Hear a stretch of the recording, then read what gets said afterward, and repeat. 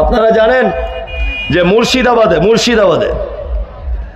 মুর্শিদাবাদের একজন কোন নেতা, রাজনৈতিক নেতা হুমায়ুন কবির সাহেব, তিনি বাবরি মসজিদ করবেন, একেবারে খুব লাফালাফি করছেন।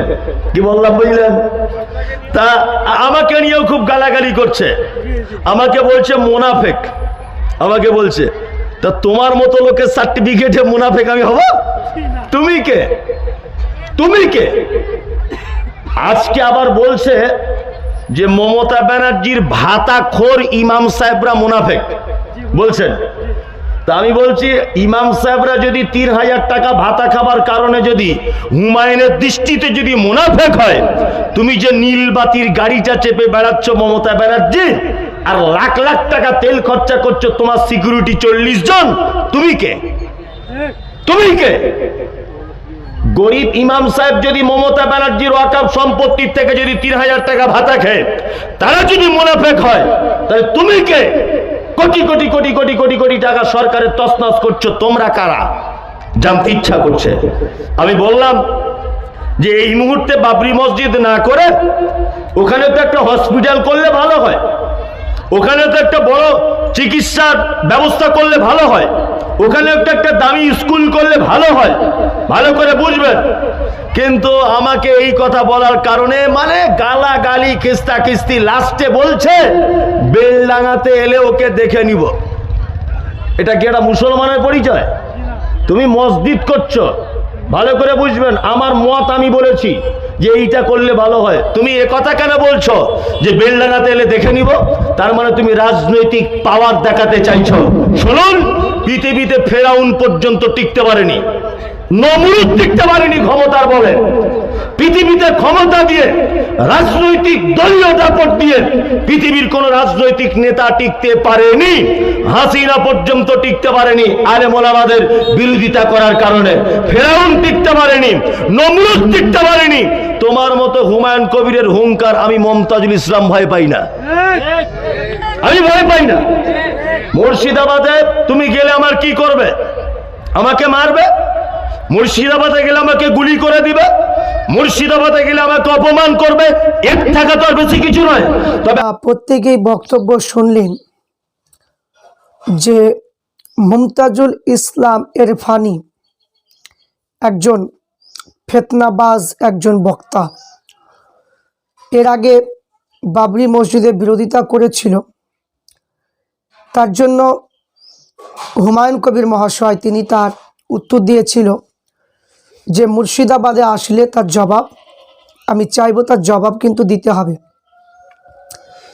তো আমরা দেখেছিলাম মাঝে সে নিজে ব্যক্তিগত ফেসবুক পেজে সে বলেছিল যে আমি এইরকমভাবে বলতে চাইনি, আমি এরকম বলতে চাইনি বলে একটু মাথাটা নত করছিল।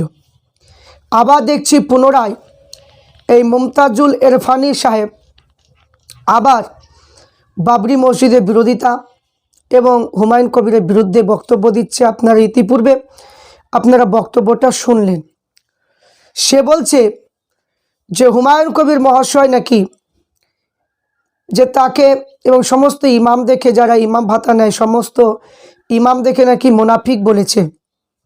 ১ নম্বর কথা হলো এটা, ১ নম্বর হচ্ছে মিথ্যা কথা, কারণ সমস্ত ইমামদের কথা বলা হয়নি। হুমায়ুন কবির মহাশয় তিনি বলেছেন যে মুমতাজুল ইসলাম ইরফানি সাহেবকে বলেছেন, কারণ সে একজন বক্তা, সে বক্তব্য দিয়ে বেড়ায়, আর তার মুখে বাবরি মসজিদ বিরোধিতার কথা আসবে যে বাবরি মসজিদ না করে হসপিটাল করতে পারত, কলেজ করতে পারত, এই কথা বলেছিল। তো আপনারা বলুন যে হঠাৎ করে মুমতাজুল ইসলাম যে তার মুখ দিয়ে হঠাৎ করে হসপিটালের কথা আসলো কেন, কলেজের কথা আসলো কেন? সে তো একটা মাদ্রাসা করেছে, সে মাদ্রাসাটা না করে সে তো একটা হসপিটাল করতে পারতো সেখানে তার নিজের গ্রামে। তো সেখানে মহিলা মাদ্রাসা, সেখানে ছেলেদের মাদ্রাসা, হঠাৎ করে তার করা তো আগ্রহটা জাগলো কেন? কেন চারিদিকে আদায় করবে, চারিদিকে মানুষের কাছে আদায় করার জন্য এই পরিকল্পনা করে কি মাদ্রাসা করেছেন মুমতাজুল ইসলাম? জবাবটা দিন। দ্বিতীয় যে আমি হুমায়ুন কবির মহাশয়কে আমি ভয় করি না। ক্ষমতার বলে সব কিছু হয় না। তিনি কোনো ক্ষমতা দেখাচ্ছেন না এবং কোনো ক্ষমতার বলে সব কিছু করছেন না। তিনি করছেন যে আল্লাহকে ভয় করে, কবরের কথা স্মরণে রেখে তিনি করছেন যেটা দীর্ঘ বছর ধরে মুসলমান ভোট দিয়ে দিয়ে মুসলমানের জন্য কোনো নেতা, কোনো এমপি, এমএলএ ব্যক্তিগতভাবে কেউ মসজিদ মাদ্রাসা করেনি। এই জন্য হুমায়ুন কবির মহাশয় তিনি সেটা দেখিয়ে দিলেন মুর্শিদাবাদের মানুষকে যে না, যে একজন এমএলএ হিসাবে তিনি পরকালকে স্মরণে রেখে, জাহান্নামের কথা স্মরণে রেখে তিনি ব্যক্তিগতভাবে মুসলমানের টাকায়, মুসলমানের জায়গাতে তিনি বাবরি মসজিদ করার জন্য নিয়াত করেছেন। আল্লাহ পাক তিনার নিয়াতকে কবুল করেছে, এই জন্য বাবরি মসজিদ হচ্ছে এবং হবে। তো এর জন্য এই মুমতাজুল ইসলামের এত প্রশ্ন কেন? জলসাতে, প্রত্যেক জলসাতে একই বক্তব্য যে বাবরের যে মসজিদটা, সেই মসজিদটা কি পুনরায় কি এনে দিতে পারবে? এতদিন ধরে ওই মসজিদটা যখন ধ্বংস করে দেওয়া হয় তখন তো সে বিজেপিতে ছিল, তখন কিছু করতে পারলো না। হঠাৎ করে এখন বাবরি মসজিদ কেন? এখন মুসলমানদের মধ্যে বিপদে ফেলার জন্য, অশান্তি করার জন্য হুমায়ুন কবির মহাশয় হঠাৎ করে কেন বাবরি মসজিদ করার জন্য পরিকল্পনা করছে? এই যে বক্তব্যগুলো, এই বক্তব্যগুলো সাধারণ মানুষ কেউ তার মুমতাজুল ইসলামের এই বক্তব্য কেউ সাপোর্ট করছে না। এই কবে বলে এই বাবরি মসজিদ বিরোধিতা করার জন্য এই মুমতাজুল ইসলাম জালসায় কখন আটক পড়ে যাবে? কারণ তাকে জবাবদিহি সাধারণ মানুষ চাইবে। কারণ তুমি ধর্মগুরু, ধর্ম প্রচার করতে গিয়ে তুমি মসজিদের বিরোধিতা করছো আর নিজেকে বড় বক্তা মনে করে নিজে মাদ্রাসার জন্য তুমি ভিক্ষা চেয়ে বেড়াচ্ছ, আর তুমি মসজিদের বিরোধিতা করবে আর তোমার কথাটা সবাই গ্রহণ করবে, এটা কোনোদিনই হতে পারে না। এই জন্য মুমতাজুল ইসলামকে বলবো যে মুর্শিদাবাদের যেখানেই তুমি জলসে আসো না কেন, মুর্শিদাবাদের সাধারণ মানুষ কিন্তু জবাব চাইবে। এটা হুমায়ুন কবির মহাশয়কে জবাব নিতে হবে না, সাধারণ মানুষই জবাব চাইবে যে তুমি একটা বক্তা হিসাবে যেভাবে ফিতনা ছড়াচ্ছ, যেভাবে বক্তা হিসাবে তুমি মসজিদের পক্ষে না থেকে তুমি মানে কি বিরোধিতা করছো, মানে এত মসজিদে দান পড়ছে, ইট দিচ্ছে বলে তোমার ইটের বিরুদ্ধে তুমি কথা বলছো, যে নামাজ পড়ে না, সে জুম্মার নামাজ পড়ার জন্য মালদা থেকে আসছে, নামাজ পড়ার জন্য দুটো ইট নিয়ে আসছে, সে নামাজ পড়ে না, কি দরকার? এই রকম করে তুমি বক্তব্য দিয়ে তুমি ফিতনা ছড়াচ্ছ। আর তুমি বলছো যে আমি মানুষের কাছে আমি ভালো কথা বলছি, এই রকম করে তুমি মানুষকে ভালো কথা বলছো। তুমি বাবরির বিরোধিতা কথা বলছো আর তুমি বলছো ভালো কথা বলছি। তো সাধারণ মানুষগুলোকে বলবো, দেখুন তার বক্তব্য আপনারা প্রত্যেকে শুনলেন যে চরম বিরোধী, এই বক্তাটা চরম বিরোধী, এই আহলে হাদিসের বক্তা। এই আহলে হাদিসের বক্তা যেগুলো আছে এরা প্রায় দেখছি মানে কি ইউটিউবের মাধ্যমে যে বাবরি মসজিদের বিরোধিতা এরাই করছে, এরাই বেশির অংশ করছে। কারণ এদের ইমান না, এদের ইমান দুর্বল। এরা তো মানে কি সবসময় ইমান ধ্বংস করে, সাহাবাদের শানে, নবীদের শানে এবং হাদিস কোরআনের বিরোধিতা করে এবং গুস্তাকি করে। এই জন্য এদের ইমান দুর্বল বলে, এদের ইমান নেই বলে এরা সব সময় এরা এই ইমান কাড়ার জন্য এরা বক্তব্য মানে কি ফিতনা ছড়া বক্তব্য এরা প্রচার করে। তাহলে আজ বলুন তো, যে হঠাৎ করে হুমায়ুন কবির মহাশয় তিনি বাবরি মসজিদ করছে বলে আপনার প্রশ্ন হলো যে হুমায়ুন কবির মহাশয় কেন যে হঠাৎ করে বাবরি মসজিদ করতে গেল? তা আমার প্রশ্ন যে দীর্ঘদিন ধরে যেখানে এই মুমতাজুল ইসলামের বাড়ি, সেখানে দীর্ঘদিন ধরে কোনো মাদ্রাসা ছিল না, হঠাৎ করে তার মাদ্রাসা করা কেন পরিকল্পনা হলো? তার কারণটা আমরা বুঝতে পেরেছি যে ভিক্ষা করার জন্য। তাহলে এখানে তার যেমন উদ্দেশ্য একটা আছে যে ছেলেপিলেকে মাঝে পড়াবো, কি হয়তো নেকি পাওয়ার উদ্দেশ্যে যদি করে থাকে, তাহলে তার একটা যেমন উদ্দেশ্য, তেমনি হুমায়ুন কবির মহাশয়ের একটা উদ্দেশ্য আছে যে আমার একদিন মরণ হবে, আমিও মরে যাব, তাই আমি যদি একটা মসজিদ যদি করে দিয়ে যেতে পারি তাহলে সেটা আমার জন্য মানে কবরে নাজাতের একটা ওসিলা হবে। তাহলে একটা চিন্তা করুন যে হুমায়ুন কবির মহাশয় বিরোধিতা করছে, এমনভাবে বিরোধিতা করছে, আর কিছু সাধারণ মানুষ এই সমস্ত বক্তাদের বক্তব্য শুনছে বসে বসে।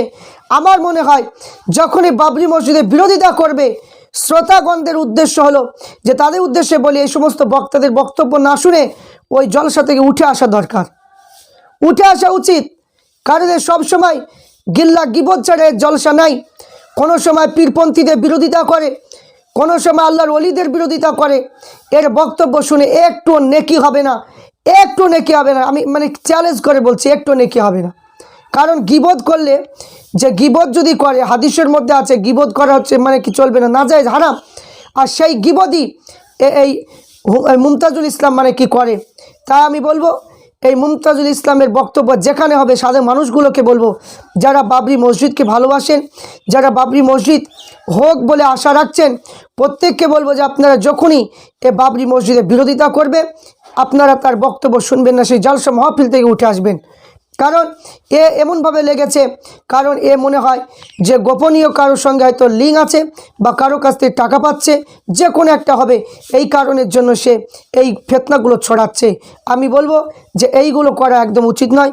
মুসলমান একজন বক্তা হিসাবে সমর্থন যদি করার প্রয়োজন হয় করুন, নয়তো আপনার কোনো সমর্থন আমাদের প্রয়োজন নেই। কারণ আমরা মুর্শিদাবাদের লোক, আমরা যা আছি এতে আমরা কাফি। কারো কোনো বক্তার আমরা সহযোগিতাও চাই না, কোনো বক্তার কোনো মানে কি যে সাহায্য করেন কি আমাদের বাবরি মসজিদে আসুন, এটা আমাদের দরকার নেই। প্রয়োজন হলে আপনারা যদি ভালোবাসতে চান চান, না চাইলে আপনাদের কোনো প্রয়োজন আমাদের নেই। তাই মুর্শিদাবাদের সাধারণ মানুষগুলোকে বলবো, এই সমস্ত ফিতনাবাজ বক্তা দেখে মুর্শিদাবাদে আনা আর একদমই চলবে না। কারণ এরা বাবরি মসজিদের বিরোধিতা করছে। মুসলমান মুর্শিদাবাদের বাবরি মসজিদ বিরোধিতা করা মানে হচ্ছে মুর্শিদাবাদকে অপমান করা। তাই আমি বলবো এই সমস্ত ইরফানি মুমতাজুলকে মানে অবিলম্বে মুর্শিদাবাদে যত জলসা যারা দাওয়াত দেয় প্রত্যেকে অনুরোধ করব এর জলসাগুলো কেটে দেওয়া। কারণ এর জলসা না শোনাটাই উচিত। কারণ এর দ্বারা একটু নেকি হবে না, সমাজে কোনো পরিবর্তন হবে না। কারণ এ গীবত করা শিখাচ্ছে, এর জন্য কোনো উপকার হবে না, এটা আমি আশা রাখছি। তাই এখানে আমাদের সম্মানীয় যিনি মানে এমএলএ হুমায়ুন কবির মহাশয় তিনি করছেন, তিনার আশা মানে কি তিনি করছেন, আমরা প্রত্যেকে সহযোগিতা করছি এবং আছি, অবশ্যই থাকবো। আমাদের মুর্শিদাবাদ আমাদের গর্ব। ও চাই না যে মুর্শিদাবাদকে মানে সবারই জায়গায় সারা পৃথিবীতে মুর্শিদাবাদ নামটা উঠে যাক, ও চাই না। কারণ আর বাড়ি হচ্ছে বর্ধমান, এই জন্য ও চাই না যে ও মনে মনে ভাবছে যে আমি যদি এই বাবরি মসজিদটা আমি করতে পারতাম তাহলে আমি কত টাকা পেতাম, এইরকম ও ভাবছে। কিন্তু সেটা কোনোদিন সম্ভব নয়। তাই বাবরি মসজিদ হচ্ছে, এখানে যে মুমতাজুল ইসলাম যতই বকাবকি করুক, যতই মানে কি জলসা মাহফিলে ফিতনা করুক, কোনোদিনই সে ফিতনায় আটকাতে পারবে না। সাধারণ মানুষকে কখনোই সে বিভ্রান্তির মধ্যে ফেলতে পারবে না। কারণ মানুষ এখন বুঝে গিয়েছে এখন পৃথিবীতে কি চলছে সবাই জানছে। তাই বলবো যে এরকম ফিতনা থেকে বিরত থাকাটা আমার গানে উচিত বলে আমি আশা রাখি।